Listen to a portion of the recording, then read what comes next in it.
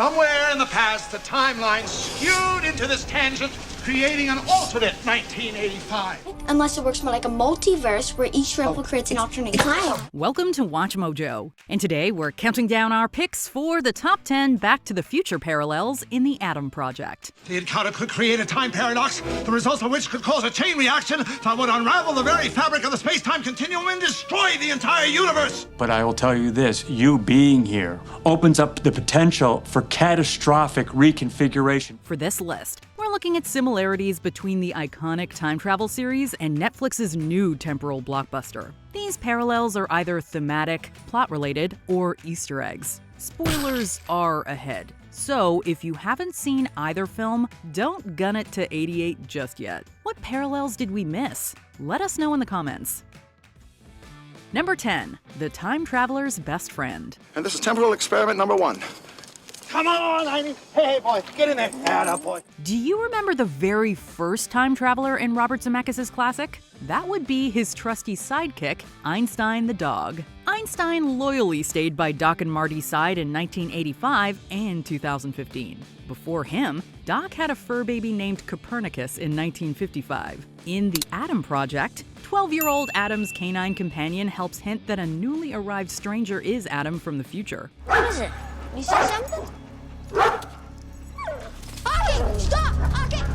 The film follows in Back to the Future's footsteps by giving the perceptive pooch the science-inspired name Hawking. According to director Sean Levy, the inclusion of a dog was always going to be an essential element of the movie. It may be that the families of time travelers just aren't complete without a brilliantly named four-legged friend. How do you know my dog's name? Because I named him. Number 9, the jacket. So tell me, Marty, how long have you been in port? Excuse me? Well, I guessed you're a sailor, aren't you? That's why you wear that life preserver. Anyone who cosplays as 1985's Marty McFly would be familiar with his signature jacket. It's so puffy that 1955 residents repeatedly mistook it for a life preserver. Hey, Biff, get hold of this guy's life preserver.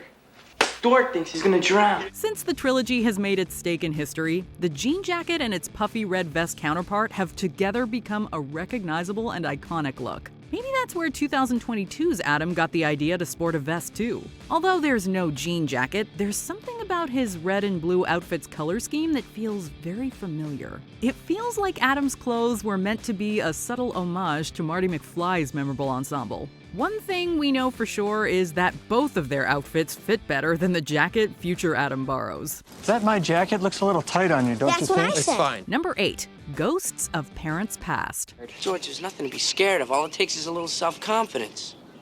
You know, if you put your mind to it, you can accomplish anything. Both sci-fi adventures involve our heroes meeting and imparting wisdom to younger versions of parents. While Marty McFly pushed his father George to pursue his dreams in 1955, future Adam teaches Ellie that it's okay to be vulnerable with her son. Sounds like you're speaking from experience. I am. You have a good mom. The two movies also make parents essential to the climax of their stories. In the first Back to the Future film, the existence of Marty and his siblings hinges on him getting his parents together. Just as I thought. This proves my theory. Look at your brother. His head's gone.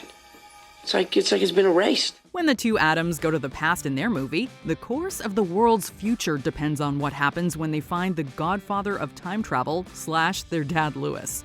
Both narratives also happily end with the sons hugely improving their relationships with their parents. Adam, Dad, we really you're don't my need to do the boy. whole thing. You're Okay. amazing.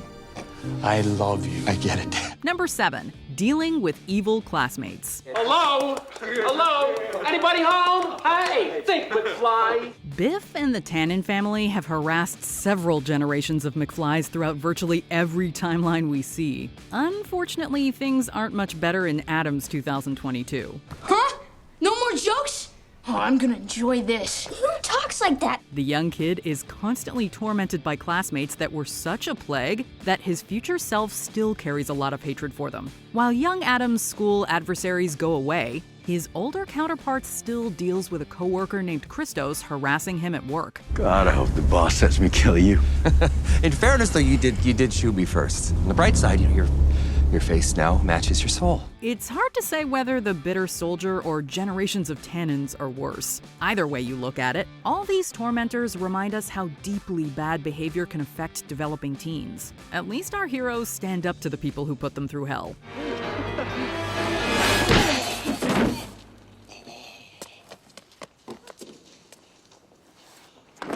Number 6. Arrival parallels. Looks like an airplane without wings.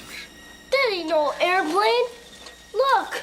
When Marty McFly ends up in 1955, he crashes into the Peabody family barn outside of the main house. After his outfit causes him to be mistaken for an alien and attacked by the family, he takes out a pine tree. This is similar to when future Adam arrives in a craft that either singes or seriously harms several trees. After his young self notices the ruined forest, he threatens his future counterpart in the shed outside the main house. Put the bat Who the down. hell are you? Just put the bat down. I'm not gonna hurt you, I promise. What are you doing in here?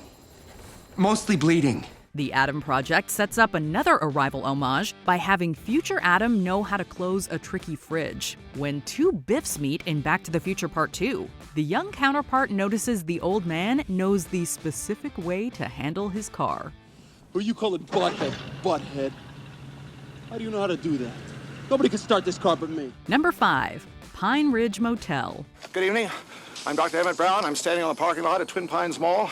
It's Saturday morning, October 26, 1985. Speaking of pine trees, you might remember that the Peabody farm would eventually transform into the Twin Pines Mall in 1985. Or should we say Lone Pine?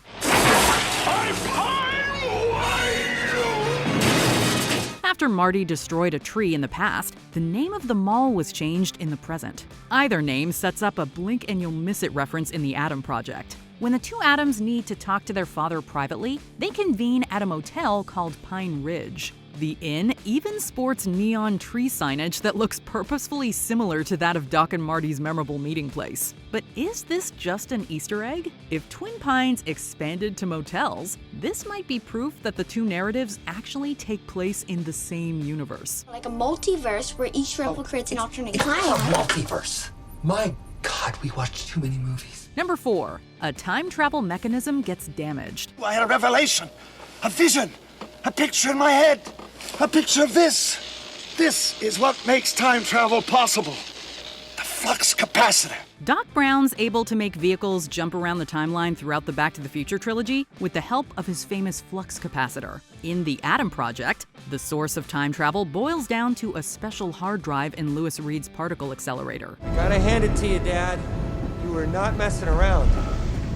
This is where we house the hard drive. While these vital items are different from each other, these components both end up in similar situations. The drive from the Adam Project is removed before the machine that housed it is severely damaged. Over in the Back to the Future trilogy, we've lost count of how many time travel vehicles were either destroyed or unable to move. It's still debatable whether a giant machine or vulnerable vehicle is a better place to put your time travel MacGuffin. Are you telling me that you built a time machine?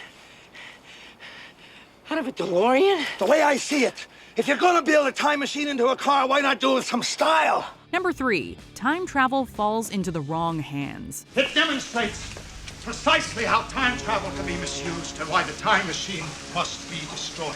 Although Doc created the time machine to decode the mysteries of the universe, he eventually decides his invention should be destroyed. This becomes especially clear after he sees Biff manipulate past events to gain a ridiculous amount of power. Like Doc, the Adams and their father witness the potentially catastrophic damage that can come from fiddling with space-time. Were you really gonna steal that from us?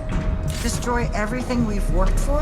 Our work was supposed to have moral ground rules. One of the reasons they try to remove the drive that makes time travel possible is because the wicked Maya Saurian uses her grip on the timeline to rule over many lives. The thought of living in a dystopian future where either she or Biff were in control is more than enough incentive to stop time travel. 1 minute until lockdown. You just never understood the bigger picture. Number 2. Don't tell me about the future. It's information about the future! I warned you about this, kid!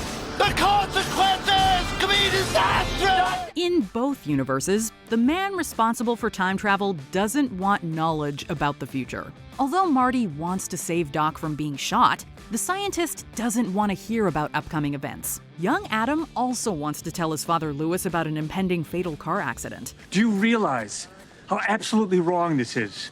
You can't be here. You can't be anywhere but your own timeline. But the dad roundly rejects the knowledge. Despite both scientists wanting to keep the future a mystery, they both end up making huge discoveries about their lives. Louis uses context clues to deduce that his life is ending soon. You cannot tell me how or when it happens. You came back here because no one has a right to change the future, including us. But he makes peace with that fact and doesn't ask for details. Ultimately, Doc reverses his position and literally pieces together his death's details by repairing a torn letter from Marty and preventing his untimely end. About screwing up future events, the space-time continuum? Well, I figured, what the hell? Before we unveil our number one pick, here are some honorable mentions. A roughly 30-year difference. While Marty often jumps 3 decades, future Adam gets close with a 28-year jump. So how far ahead are you going? About 30 years. It's a nice round number. What? I spent 30 years trying to get away from the me that was you. A reference to making future investments. Adam calls out Biff's money scheme. It says right here that Biff made his first million betting on a horse race in 1958. He wasn't just lucky, he knew because he had all the race results. So what happens now? Nothing. I'm just gonna lay down, let this bullet wound heal, think about some key investment opportunities for your future. Wait, like Biff from Back to the... Are you out of your tiny mind? The time traveler is caught by gun-toting enemies. Adam getting cornered at his house feels like when Doc got caught at the mall. What? Grab that bag. Get ready to run. Why? What's happening? Oh my God. They found me. I don't know how, but they found me. Run for it, Marty! Who? Before we continue, be sure to subscribe to our channel and ring the bell to get notified about our latest videos. You have the option to be notified for occasional videos or all of them. If you're on your phone, make sure you go into your settings and switch on notifications. Number 1. The future is hopeful. Wait a minute, Doc. What is wrong with my future? Marty, we all have to make decisions that affect the course of our lives. Perhaps the greatest through line between Back to the Future and the Adam Project is the belief that the future can be bright no matter how things look. Doc originally warned Marty that upcoming events didn't look great for his family. However, the scientist comes to believe the future isn't set in stone. It means your future hasn't been written yet. No one's has. Your future is whatever you make it. So make it a good one. Adam also shares a powerfully heartfelt moment with his wife Laura. When it becomes clear that their original future must change for the good of the world, they worry about losing each other. Even if we correct the time stream, somewhere in us will be the echo of this one. And we will find each other. But they believe their bond will transcend any alterations to the timeline. And indeed, they do meet again in the end. What makes both time travel worlds so compelling is the sense that optimism is essential to a bright future. I'm lost. Not anymore. I found you. Do you agree with our picks? Check out this other recent clip from WatchMojo. And be sure to subscribe and ring the bell to be notified about our latest videos.